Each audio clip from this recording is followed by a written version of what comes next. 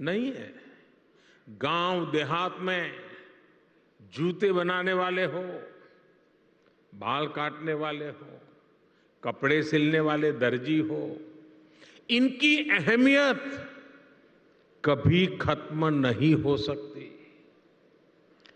Fridge के दौर में भी लोग आज मटके और सुराही का पानी पीना पसंद करते हैं।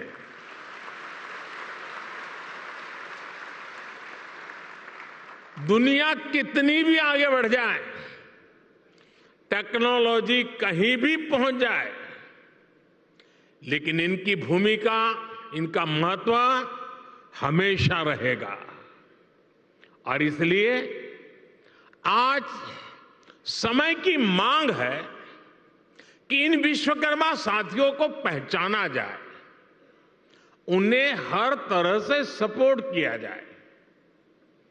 साथियों, हमारी सरकार अपने विश्वकर्मा भाई बहनों को और उनका सम्मान बढ़ाने का, उनका सामर्थ्य बढ़ाने और उनकी समृद्धि बढ़ाने के लिए आज सरकार एक सहयोगी बनकर के आपके पास आई है।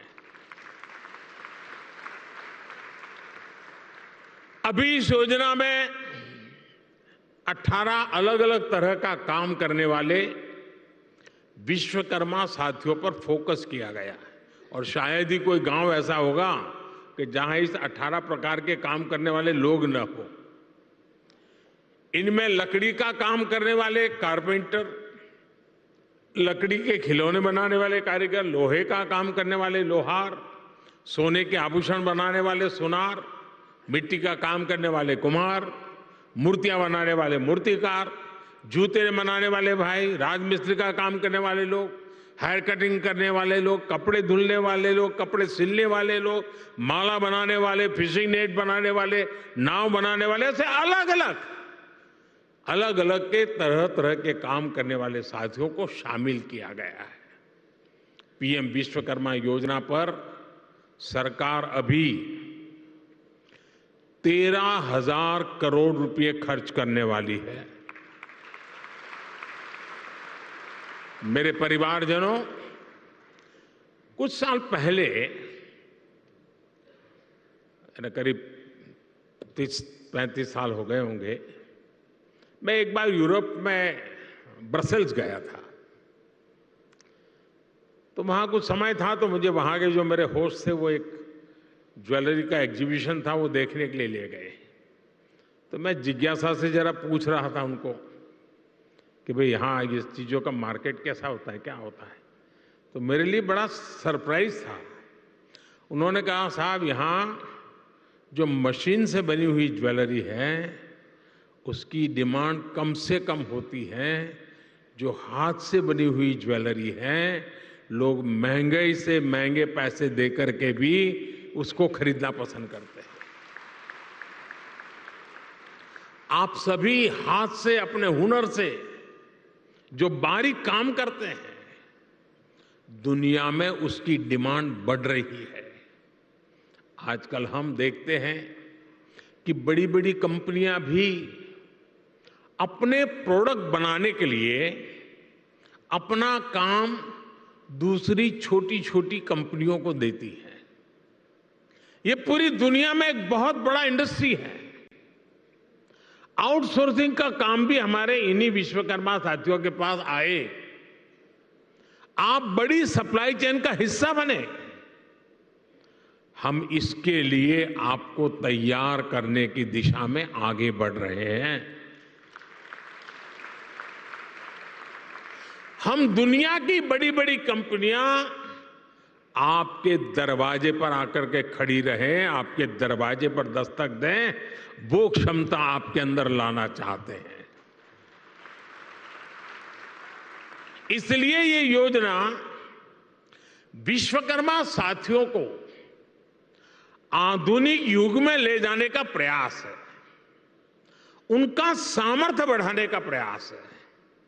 साथियों, बदलते हुए इस समय में हमारे विश्वकर्मा भाई बहनों के लिए ट्रेनिंग, टेक्नोलॉजी और टूल्स बहुत ही आवश्यक है। विश्वकर्मा योजना के जरिए आप सब साथियों को सरकार के द्वारा ट्रेनिंग देने पर बहुत जोर दिया गया है।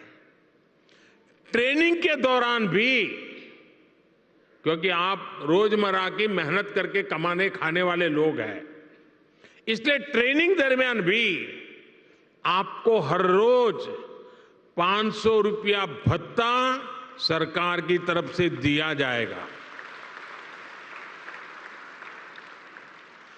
आपको आधुनिक टूल किट के लिए 15,000 रुपये का टूल किट वाउचर भी मिलेगा। आप जो सामान बनाएंगे उसकी ब्रांडिंग और पैकेजिंग से लेकर मार्केटिंग में भी सरकार हर तरह से मदद करेगी। और बदले में सरकार आपसे ये चाहती है कि आप टूल किट उसी दुकान से खरीदे जो जीएसटी रजिस्टर्ड है। कालाबाजारी नहीं चलेगी। और दूसरा मेरा आग्रह है, ये टूल्स मेड इन इंडिया ही होने चाहिए।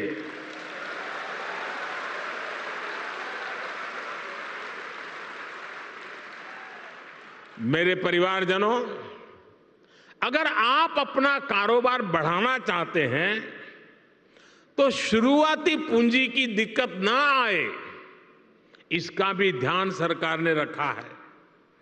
इस योजना के तहत विश्वकर्मा साथियों को बिना गारंटी मांगे, जब सब बैंक आपसे गारंटी नहीं मांगती है तो आपकी गारंटी मोदी देता है।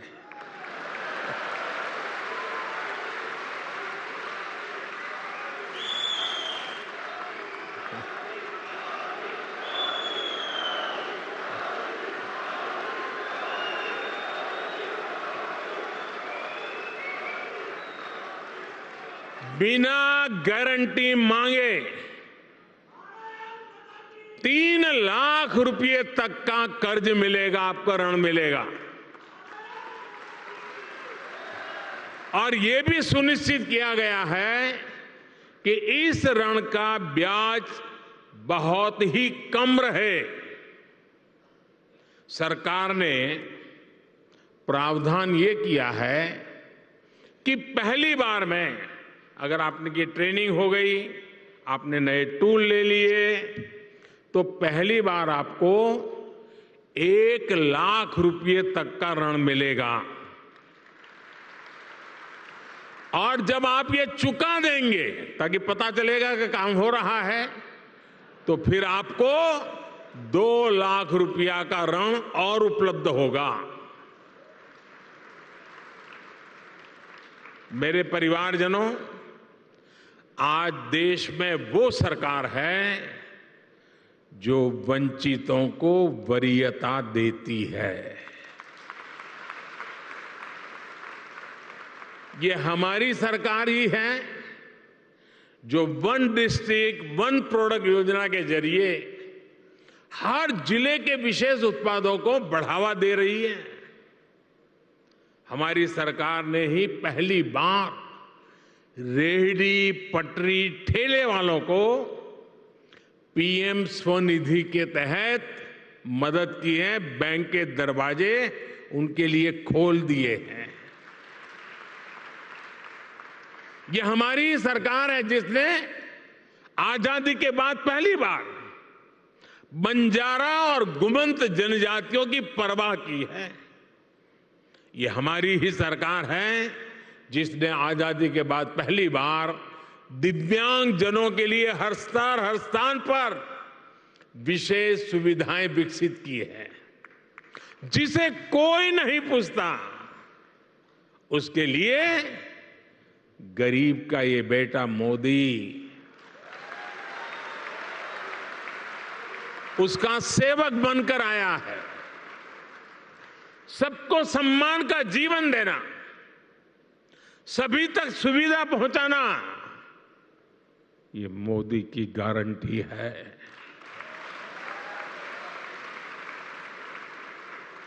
मेरे परिवारजनों, जब टेक्नोलॉजी और ट्रेडिशन मिलते हैं तो क्या कमाल होता है, ये पूरी दुनिया ने G20 क्राफ्ट बाजार में भी देखा है। G20 में हिस्सा लेने के लिए जो विदेशी मेहमान आए थे, उनको भी गिफ्ट में हमने विश्वकर्मा साथियों के बनाए सामान ही भेंट में दिए। लोकल के लिए वोकल का ये समर्पण हम सभी का, पूरे देश का दायित्व है। क्यों इसमें ठंडे पड़ गए? ना मैं करूं तो ताली बजाते हो, आपको करने की बात आए तो रुक जाते हो।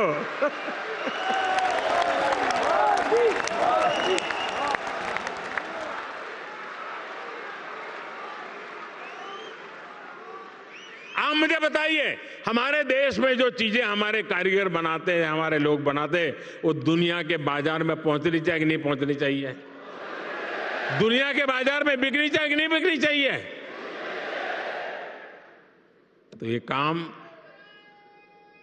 पहले लोकल के लिए वोकल बनना पड़ेगा और फिर लोकल को ग्लोबल करना होगा।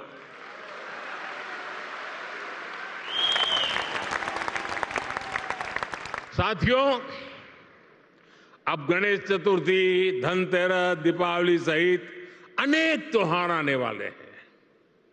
मैं सभी देशवासियों से लोकल खरीदने का आग्रह करूंगा।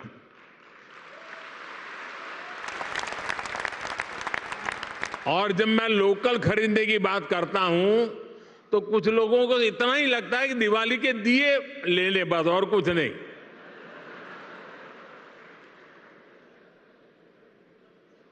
हर छोटी मोटी चीज, कोई भी बड़ा सामान खरीदें जिसमें हमारे विश्वकर्मा साथियों की छाप हो, भारत की मिट्टी और पसीने की महक हो।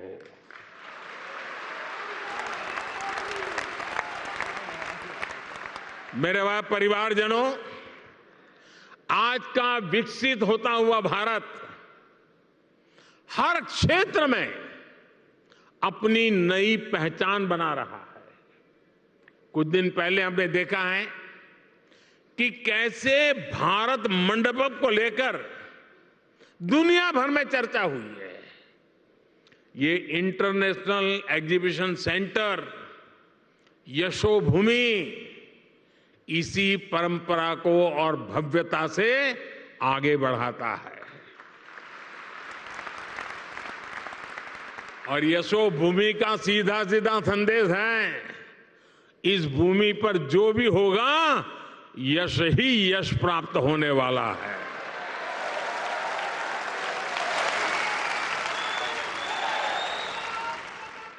ये भविष्य के भारत को शोकेस करने का एक शानदार सेंटर बनेगा।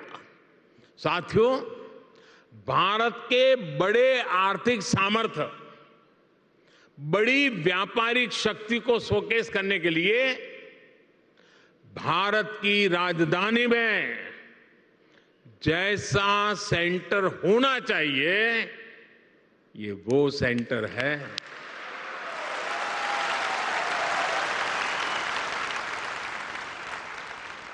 इसमें मल्टी मॉडल कनेक्टिविटी और पीएम गति शक्ति के दर्शन एक साथ होते हैं।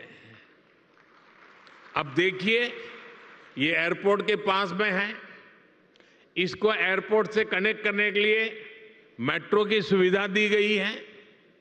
आज यहां मेट्रो स्टेशन का भी उद्घाटन हुआ है। ये मेट्रो स्टेशन सीधा इस कॉम्प्लेक्स से जुड़ा हुआ है। इस मेट्रो सुविधा के चलते दिल्ली के अलग अलग हिस्सों से लोग का समय बहुत आसानी से कम समय में ये यहां पहुंच पाएंगे। यहां जो लोग आएंगे उनके लिए ठहरने का, मनोरंजन का, शॉपिंग का, टूरिज्म का पूरा इंतजाम यही इस पूरे इकोसिस्टम में बनाया हुआ है, पूरी व्यवस्था में बना हुआ है। मेरे परिवारजनों, बदलते हुए समय के साथ विकास के, रोजगार के नए नए सेक्टर्स भी बनते हैं। आज से 50-60 साल पहले कोई इतनी बड़ी आईटी इंडस्ट्री के बारे में सोच भी नहीं सकता था। आज से 30-35 साल पहले सोशल मीडिया भी एक कल्पना भरी था। अब दुनिया में एक और बड़ा सेक्टर बन रहा है जिसमें भारत के लिए असीम संभावनाएं हैं। ये सेक्टर है कॉन्फ्रेंस टूरिज्म। कॉन्फ्रेंस टूरिज्म का पूरी दुनिया में conference tourism industry 25 lakh crore से भी ज्यादा है। हर साल दुनिया में 32,000 से भी ज्यादा बड़ी एग्जीबिशन लगती है, एक्सपो होते हैं। आप कल्पना कर सकते हैं